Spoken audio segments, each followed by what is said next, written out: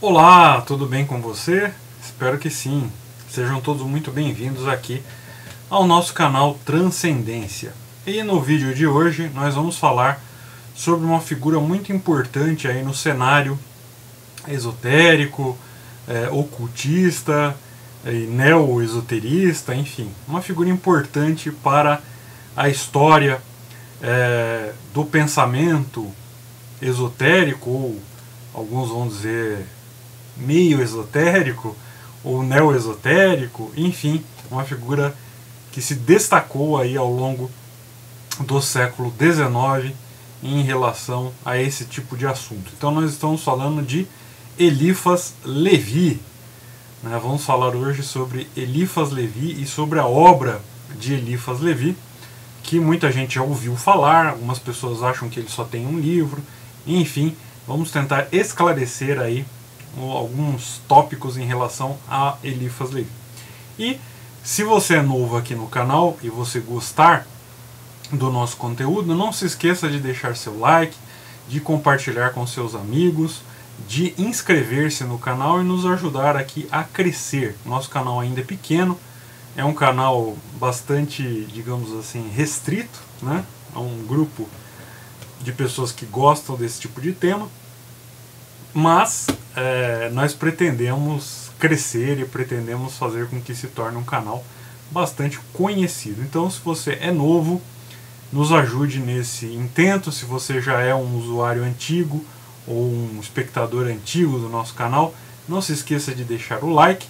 Como sempre, vou deixar na descrição os links para você adquirir os meus mais recentes trabalhos, meus mais recentes livros lançados em e-book. Se você deseja este livro aqui, o Curso Elementar de Maçonologia Físico, eu vou deixar o meu e-mail. Você me manda um e-mail com o seu endereço para que eu faça o cálculo do frete e faça, enfim, a comunicação aí a você dos dados necessários para você fazer o depósito. E tão logo o depósito seja compensado, eu envio para você pelo correio o livro físico do Curso Elementar de Maçonologia, né? Esse livro aqui. Se você deseja que eu autografe, então é só você me mandar no e-mail dizendo, por favor, autografe, que eu autografarei com o maior prazer, ok? Bom, dados os recados, então vamos ao nosso assunto principal, Eliphas Levi. Então, Eliphas Levi, primeiro, é um pseudônimo, né? Ele é o pseudônimo de Alphonse Louis Constant, que nasceu em 1810 na França, em Paris. Ele era filho de um sapateiro parisiense e, quando criança, era frágil, era estudioso e ficou também muito impressionado com os primeiros contatos que ele teve com a Igreja Católica, né? Ele era uma criança que foi muito tocada por essa parte da religião e ficou tão tocado que ele acabou indo para o seminário, né? Ele começou a estudar para ser ordenado sacerdote católico. No entanto, ainda antes que ele fosse ordenado, ele apaixonou-se lá por uma aluna da aula de catecismo e viu que o celibato talvez não fosse a melhor ideia para a sua vida. Então ele acabou por abandonar a vida clerical, acabou por sair lá do seminário. E saindo do seminário, né, ele começou a ler e estudar várias correntes ideológicas, várias ideias, e ele foi se sustentando ali graças a atividades variadas, né, enquanto ele tentava se estabelecer como escritor. Então ele lia, ele pesquisava uma série de coisas e também escrevia textos, e esses textos acabaram se transformando no seu primeiro livro, né? E a sua primeira obra é chamada de A Bíblia da Liberdade, e era um tipo de manifesto socialista cristão, né? E tinha muito ali do socialismo utópico daquele período, né? E ele propunha ali um socialismo utópico cristão. E essa obra ela foi objeto aí de uma série de controvérsias e causou uma série de problemas lá para o Alphonse Louis Constant. Para se ter uma ideia, né, essa obra ela foi confiscada com apenas 1 hora depois de ser colocada à venda nas livrarias. a obra foi confiscada uma hora depois e o autor, o Constant, ficou preso por 11 meses, né, graças às ideias ali que ele expunha na Bíblia da Liberdade, né. Na verdade, a rapidez com que essa obra ela foi confiscada e a rapidez com que o Alphonse Louis Constant foi preso chamou a atenção da mídia francesa em relação a essa figura, né.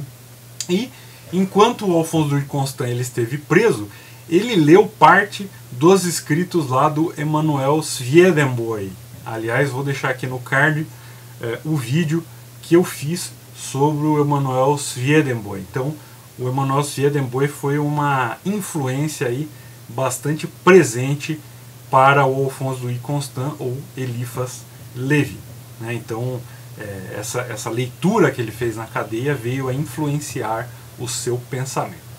E aí, por essa época, ele começou também a estudar os textos de Raimundo Lúlio, de Cornélio Agripa e de outros esoteristas importantes ali do período do Renascimento. E também veio a estudar a obra do filósofo Arthur Schopenhauer, né? O Arthur Schopenhauer o influenciou bastante em relação à doutrina sobre a vontade, né? Então, é bem interessante essa miscelânea que o Alphonse Louis Constant fez em relação às ideias do Schopenhauer e a vontade e as ideias desses esoteristas, os tipo Raimundo Lúlio, Cornélio Agripa e etc, né?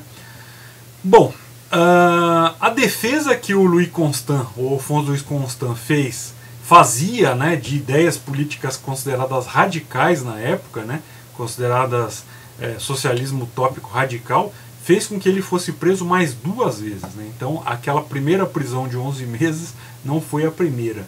Viriam mais 2 sentenças de prisão e ele seria preso de fato mais 2 vezes. Bom, depois que ele saiu desse período de idas e vindas para a cadeia, em 1848 ele candidatou-se para a nova Assembleia Republicana, mas ele não conseguiu se eleger. Então, como político e como ideólogo político, ele não foi muito feliz. E 2 anos antes dessa candidatura aí para a nova Assembleia Republicana, ele casou-se. Ele casou-se com uma moça chamada Noémie Cadiot, que tinha apenas 17 anos, né? Mas o casamento também não deu muito certo.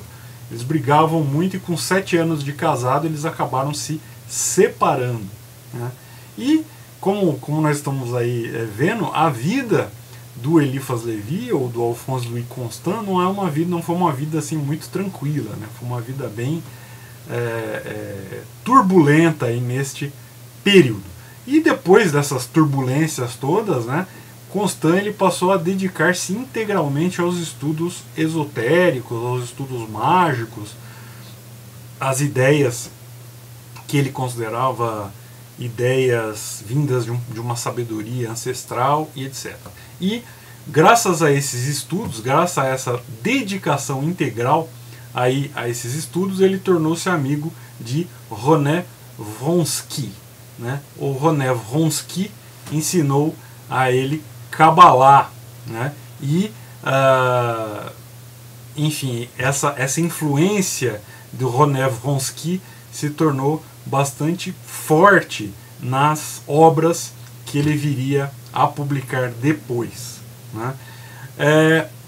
O mais importante livro que ele escreveu, e o primeiro, né, foi o Dogma e Ritual da Alta Magia. Foi sua primeira obra e também foi a sua mais importante obra sobre temas mágicos, né? Na verdade, quando o Dogma e Ritual da Alta Magia ela começou a ser publicada, ela começou a ser publicada em fascículos, né? Então, entre 1854 e 1856 foram sendo publicados fascículos do Dogma e Ritual da Alta Magia. E depois, em 1855, saiu a edição completa de Dogma e Ritual da Alta Magia. Bom, e de onde veio o pseudônimo, né? Eliphas Lévi Zahed, né? O nome completo que ele usava era Eliphas Lévi Zahed, né? Na verdade, esse nome é puramente o nome Alphonse Louis Constant, traduzido aí de uma forma próxima para o hebraico. E esse nome, né, Eliphas Levi Zahed, aparece pela primeira vez justamente no Dogma e Ritual de Alta Magia, e depois aparecerá nos livros posteriores sobre essa temática. E o Levi, nessa obra, ele funde ali elementos da Kabbalah, ele funde elementos do tarô, ele funde elementos da magia, e ele faz uma amálgama de conceitos, né? E ele inventa também um número bastante significativo de conceitos e técnicas básicas que aí seriam utilizadas após o Eliphas Levi pela magia chamada de magia moderna, né? Então, por exemplo, hoje quando se fala de utilização do tarô como ferramenta dos magos, né, dos naipes do tarô como ferramentas mágicas, definição daquelas virtudes mágicas, né, tão comuns, né, que o pessoal fala saber, querer, ousar e calar, né, tudo isso foi inventado pelo Eliphas Levi. E ele dizia, né, esse lema mágico, por exemplo, ele disse que eram elementos da antiga sabedoria egípcia, mas na verdade foi ele mesmo que inventou esse dístico, né, saber, querer, ousar e calar. Bom, também é do Eliphas Levi o mais famoso desenho lá do Baphomet, né? O Baphomet, essa figura tão controvertida, também tenho um vídeo sobre isso, vou deixar aqui no card, né, um vídeo sobre o Baphomet, e essa figura, esse desenho aparece justamente no Dogma e Ritual de Alta Magia. E as últimas obras do Eliphas Levi, elas foram basicamente uma síntese do material contido lá na sua obra magna, né, no Dogma e Ritual da Alta Magia. E depois desse período aí de produção intelectual bastante intenso, né, as duas últimas décadas da vida do Eliphas Levi foram o oposto das décadas anteriores, né, ou seja, foram décadas calmas e bastante organizadas. Então ele viveu ali em apartamentos de Paris, escrevendo, correspondendo-se com os seus discípulos espalhados pela Europa, e morreu em casa no ano de 1875, aos 65 anos. Né? Então é uma biografia bastante interessante, bastante importante de ser conhecida por quem aprecia esse tipo de temática. Bom, os livros de Levi em português, pelo menos os livros que eu tenho e que eu li, são os seguintes. Então nós temos Dogma e Ritual da Alta Magia, do Eliphas Levi. Nós temos História da Magia, Eliphas Levi. Nós temos Grande Arcano, de Eliphas Levi. Nós temos O Mistério da Kabbalah, a Harmonia Oculta dos Dois Testamentos. As Origens da Kabbalah, o Livro dos Esplendores. E A Chave dos Grandes Mistérios. Esses são os livros dele que eu tenho e que eu já li. Né? E creio que se você tem interesse nesse tema, em conhecer o pensamento dele, seria interessante você procurar ler também essas obras, ler esses livros, para conhecer aí pelo menos uma visão panorâmica qual era o pensamento do Eliphas Levi, que de certa forma traduzia bastante o pensamento ali ocultista do século XIX, ok? Bom, se você gostou do vídeo, deixe o seu like, compartilhe aí com seus amigos. Se você ainda não é inscrito no canal, inscreva-se, convide outras pessoas a se inscreverem.